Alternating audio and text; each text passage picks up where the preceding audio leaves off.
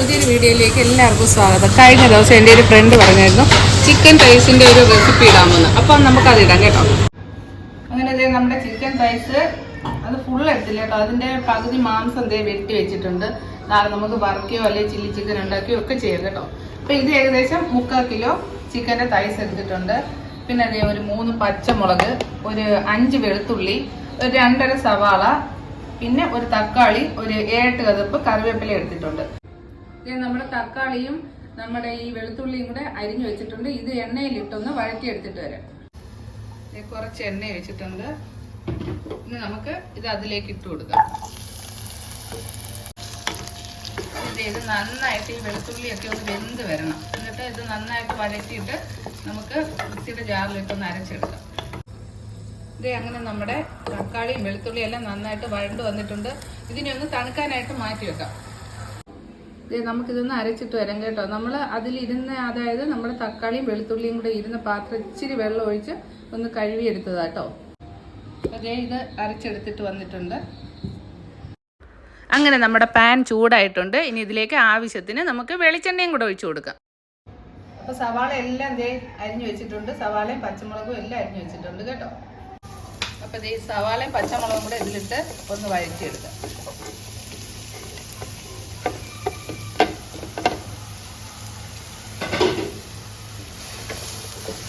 സവാള നന്നായിട്ട് ഒന്ന് വഴണ്ട് വന്നിട്ട് വേണം നമ്മുടെ തക്കാളിയും വെളുത്തുള്ളിയൊക്കെ എടുത്ത് വെച്ചേക്കുന്നത് ഇതിലേക്ക് ഇടാൻ.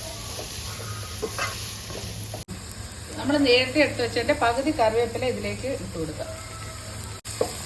അങ്ങനെ നമ്മുടെ ഉള്ളി നന്നായിട്ട് വഴണ്ടിട്ടില്ല, ഒരു പകുതി ആയിട്ടുണ്ട്. ഇത് നന്നായിട്ട് ഒന്നുകൂടെ ഒന്ന് വഴണ്ട് തരണം. അപ്പോൾ ഉള്ളി വഴണ്ട് വന്നിട്ടുണ്ട്. ഇതിലേക്ക് ഒരു 1.5 ടീസ്പൂൺ ജിഞ്ചർ ഗാർലിക് പേസ്റ്റും നമ്മൾ നേരത്തെ അരച്ച് വെച്ചേക്കുന്ന ആ വെളുത്തുള്ളിയും തക്കാളിയും കൂടെ അതിൻ്റെ പേസ്റ്റും കൂടി ഇതിലേക്ക് ഒഴിച്ചു കൊടുക്കാം. എന്നിട്ട് വീണ്ടും അതിൻ്റെ പച്ച മണം മാറുന്നവരെ ഒന്ന് നന്നായിട്ട് ഇളക്കി കൊടുക്കണേ. ഇനി ഇതിലേക്ക് നമുക്ക് പൊടികൾ ആഡ് ചെയ്യാം. ഒരു 1/4 ടീസ്പൂൺ മഞ്ഞൾപ്പൊടി, ഒരു 1.5 ടീസ്പൂൺ മതി കേട്ടോ നമ്മുടെ കാശ്മീരി ചില്ലി, പിന്നെ അതിനുശേഷം ഒരു 1/2 സ്പൂൺ കുരുമുളക് പൊടി, പിന്നെ 1 സ്പൂൺ മല്ലിപ്പൊടി, ഒരു ചെറിയ ടീസ്പൂൺ ആട്ടോ മല്ലിപ്പൊടി. അപ്പോൾ ഇത് ഇത്ര ഇട്ടിട്ട് നമുക്ക് നന്നായിട്ട് ഒന്ന് ഇളക്കി കൊടുക്കണം. ഇനി ഒരു 1/2 ടീസ്പൂൺ ഗരം മസാല ഇട്ട് കൊടുക്കണം. അതേപോലെ തന്നെ ഒരു 1/2 ടീസ്പൂൺ പെരിഞ്ജീരകപ്പൊടിയും കൂടി ഇട്ട് കൊടുത്തിട്ട് നമ്മൾ വീണ്ടും നന്നായിട്ടൊന്ന് മിക്സ് ചെയ്യണം കേട്ടോ. ഇനി ഇതിലേക്ക് നമുക്ക് കഴുകി വെച്ചേക്കുന്ന നമ്മുടെ ചിക്കൻ ഇട്ട് കൊടുക്കാം കേട്ടോ. ചിക്കൻ ഇട്ട് കൊടുത്ത് നന്നായിട്ട് മസാല പിടിച്ചതിന് ശേഷം ചെറിയ തീയിൽ നമുക്കൊരു 5 മിനിറ്റ് ഒന്ന് മൂടി വെക്കണം കേട്ടോ. അപ്പൊ ഇത് നന്നായിട്ട് മസാല എല്ലാം ഇതിലായിട്ടുണ്ട്. ഇനി നമുക്ക് ചെറു തീയിൽ ഒരു 5 മിനിറ്റ് ഒന്ന് വേവിക്കാൻ വെക്കാം. അന്നേരം ഈ ചിക്കനിലുള്ള വെള്ളം എല്ലാം ഇറങ്ങി വരും. അപ്പൊ നമുക്കൊന്ന് തുറന്നു നോക്കാം. അപ്പം ഇതിലെ വെള്ളമൊക്കെ വന്നിട്ടുണ്ട്. നമുക്കിനി ഇത് അരമുറി തേങ്ങയുടെ പാലാട്ടോ. അപ്പം ഇത് ഇതിലേക്ക് ഒഴിച്ചു കൊടുക്കാം. ഈ തേങ്ങാപ്പാൽ കിടന്ന് ചെറു തീയിൽ വേണം ഇത് വേവാനായിട്ട്. അപ്പം നേരത്തെ സവാള ഒന്ന് പെട്ടെന്ന് വഴണ്ട് കിട്ടാൻ വേണ്ടിയിട്ട് ഞാൻ ഉപ്പിട്ടിട്ടുണ്ടായിരുന്നു കേട്ടോ. അത് കാണിക്കാൻ വിട്ടുവതാ. അപ്പം നമ്മുടെ ഈ കറി അപ്പത്തിൻ്റെ കൂടെയും പെറോട്ടയുടെ കൂടെയും അതേപോലെ ഇടിയപ്പത്തിൻ്റെ കൂടെ ഒക്കെ കഴിക്കാൻ നല്ല സ്വാദാട്ടോ. അപ്പം നമ്മുടെ കറിയിൽ നല്ല തിള വന്നിട്ടുണ്ട്. ഈ തേങ്ങാപ്പാൽ ഒഴിച്ച് കഴിഞ്ഞാൽ പിന്നെ ചെറു തീ മാത്രമേ ഇത് വേവിക്കാവൂ കേട്ടോ. ചെറുതായിട്ട് നമുക്കിതൊന്ന് ഇളക്കി കൊടുക്കാം. അപ്പം രണ്ടുപേരും പാടിയാലോ?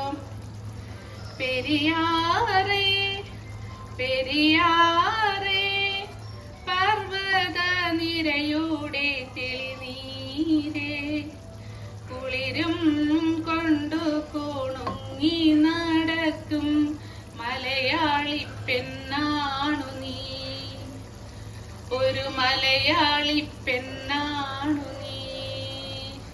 അപ്പൊ ഇതിന്റെ പിന്നെ ഒരു പാരടി ഞാൻ എഴുതി വെച്ചിട്ടുണ്ട്. അത് ഞാൻ ലാസ്റ്റിൽ പാടുന്നതായിരിക്കും. എല്ലാവർക്കും ഇഷ്ടപ്പെട്ടിട്ടുണ്ടെങ്കിൽ അത് കമന്റ് ബോക്സിൽ പറയണം കേട്ടോ. അതേപോലെ ഈ പാട്ട് പെട്ടെന്ന് പാടുന്നത്, അപ്പം ചിലപ്പം എവിടെങ്കിലും ഒക്കെ തെറ്റ് പറ്റും. എല്ലാവരും ക്ഷമിക്കണേ. അപ്പൊ ബാക്കി ഇരുന്ന കറിവേപ്പിലയും കൂടെ നമുക്ക് ഇതിൽ വെതറി കൊടുത്തിട്ട് ലാസ്റ്റ് ഒരു ചെറിയ കഷ്ണം ബട്ടറും കൂടെ ഇതിലേക്ക് ഇട്ട് കൊടുക്കാം കേട്ടോ. അപ്പം ഈ ബട്ടർ ഇതിലേക്ക് ഉരുവി പിടിക്കട്ടെ. ഈ കാഷ്യൂ നട്ടൊക്കെ ഉണ്ടെങ്കിൽ ഒരു 7 എണ്ണം വെള്ളത്തിലിട്ട് കുതിർത്തിട്ട് അതും കൂടെ അരച്ചിട്ടാൽ നല്ലതായിരിക്കും കേട്ടോ. അപ്പൊ ആ ബട്ടർ കണ്ടോ അലിഞ്ഞിങ്ങനെ നമ്മുടെ കറിയിലേക്ക് ഇങ്ങനെ ചേരും കേട്ടോ. അപ്പം ഞാൻ പറഞ്ഞ നമ്മുടെ ആ കോമഡി അല്ല, ഞാൻ എഴുതി വെച്ച ആ പെരിയാറിന്റെ പാരഡി ഒന്ന് പാടാം. സാമ്പാറേ സാമ്പാറേ എന്തിഷ്ടമാണെന്റെ സാമ്പാറേ, പരിപ്പും കിഴങ്ങും കായവും കൂടിയ സോയമ്പൻ കറിയാണു നീ, എനിക്ക് പ്രിയമുള്ള കറിയാണ് നീ. അപ്പൊ ഇതേ ബട്ടർ ഏകദേശം എല്ലാം കലിഞ്ഞ് തീരാറായി. നമുക്ക് ചെറു തീയിൽ ഒരു 7 മിനിറ്റും കൂടെ ഇതൊന്ന് ചെറുതായിട്ട് ഇളക്കിയിട്ട് അടച്ചു വെക്കാം കേട്ടോ. അപ്പോഴത്തേക്കും നമ്മുടെ ഈ രുചിയേറിയ ചിക്കൻ റൈസ് കറി ഇവിടെ റെഡിയാവും. നമുക്കിനി ഇതൊന്ന് തുറന്നു നോക്കാം. ഇതേ നന്നായിട്ട് തിള വന്നിട്ടുണ്ട്. ഇതേ നല്ല മണമൊക്കെ വരുന്നുണ്ട്. അപ്പം ഇതേ നല്ല കുറുകുറാന്നുള്ള കറിയായിട്ടോ. അപ്പം ഇത് റെഡി ആയിട്ടുണ്ട്. ഇനി ഫ്ലെയിമെല്ലാം ഓഫാക്കാം. അപ്പം ഇതേ എല്ലാ കൂട്ടുകാരും നമ്മുടെ ഈ ചിക്കൻ തൈസ്, ഇത് ചിക്കൻ തൈസ് തന്നെ വേണമെന്നില്ല, എന്ത് വെച്ചാലും ചിക്കൻ്റെ എന്ത് വെച്ചാലും നമുക്ക് ഇങ്ങനെ ഉണ്ടാക്കാം. അപ്പം എൻ്റെ എല്ലാ കൂട്ടുകാരും ഇതൊന്ന് ട്രൈ ചെയ്ത് നോക്കിയിട്ട് കമൻറ്റ് ഇടണം കേട്ടോ. ഇന്ന് ഉച്ച ഇവിടെ ഏകദേശം 1:30 ആയിട്ടുണ്ട് ഇപ്പോൾ ഒമാനിൽ. അപ്പം ഇന്നത്തെ ബാക്കി കറികളും കൂടെ ഞാൻ കാണിച്ചു തരാം നിങ്ങളെ കേട്ടോ. അപ്പം ഇതേ കോവയ്ക്ക ഉള്ളിയും കൂടെ മാത്രം ഇട്ട് മെഴുക്ക് വരട്ടിയതാട്ടോ, മുളകൊന്നും ചേർത്തിട്ടില്ല, അതേ കുട്ടനും കൂടെ കഴിക്കാൻ വേണ്ടിയിട്ട്.